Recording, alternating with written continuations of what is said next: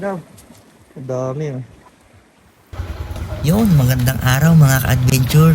Sa video na ito, susubukan nating manghuli ng isda gamit ang traditional tiksay fishing. Pupunta tayo sa aking paboritong ilog na napakalinis at napakalinaw ng tubig. Bagamat hindi ako sigurado kung makakahuli tayo, susubukan pa rin natin. Tara, samahan niyo ako at tingnan natin kung anong maswerteng isda ang makukuha natin. At sa hindi pa nakakapag-subscribe, pakisubscribe para sa mas marami pang adventure experience na tulad nito. Tara! Bago tayo makapunta sa spot, ipapakita ko ngayon dito sa video kung paano ko idadrive itong motor sa makipot na daan. Kaya tara, panoodin nyo hanggang sa makarating ko.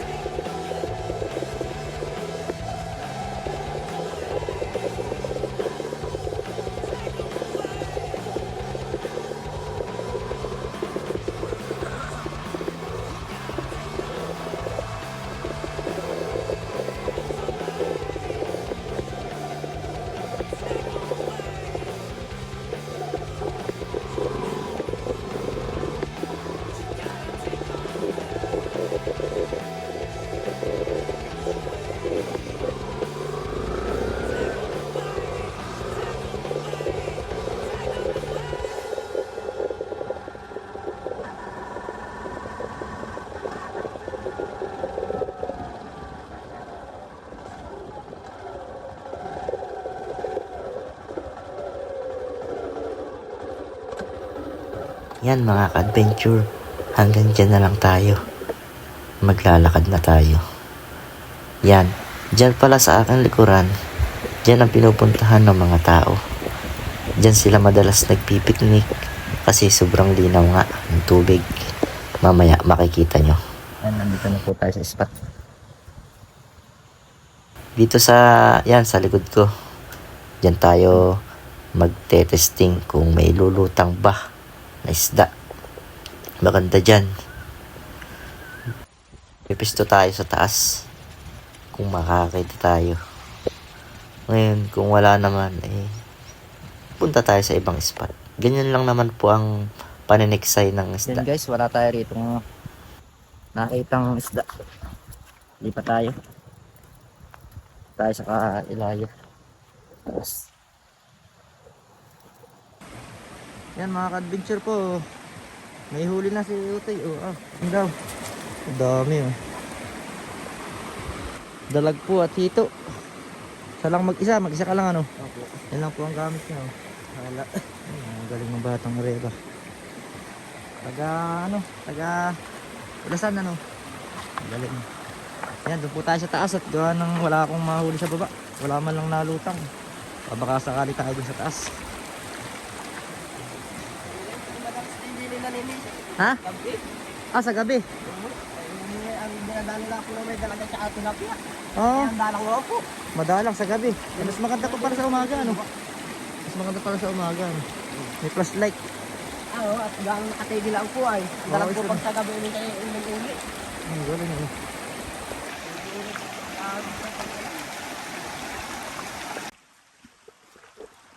Yan mga ka-adventure, dito po tayo sa area.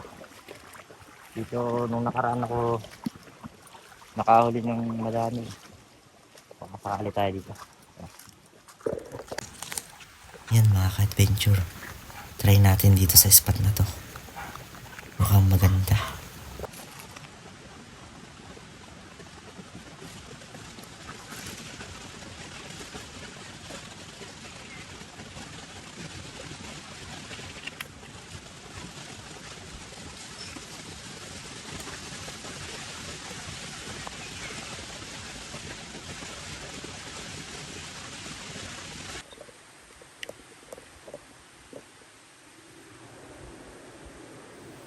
Yan, may mga nagpapakita mga ka-adventure. Kaso, mabilis silang nawawala. Hanap tayo. Tingin tayo sa iba. Ayun, meron na naman. Yun. Ay, kaso, mabilis talaga, mailap. Tingin tayo sa iba. Dahan-dahan lang tayo kasi matatalino ang mga isda. Kita rin nila tayo.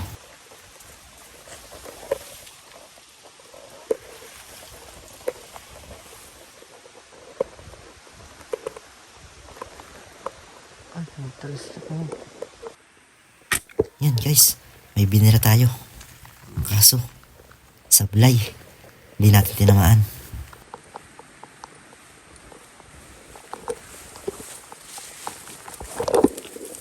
Yan mga ka-adventure. Kinuha ko na itong ating gamit. Ipupulon ko na. Lilipat tayo sa kabila. Doon tayo pataas. Kasi hindi ako makatama dito. Masyado silang maiilap. Masyado kasing malinaw ang tubig mga ka-adventure. Kitang-kita talaga nila tayo. Konting kilos ko lang. Nagtatakbuhan sila. Yan mga ka-adventure. Hindi tayo pinalad. Bawi na lang tayo next time. Nakailan din akong bira. Kaso wala sigurong swerte ngayon.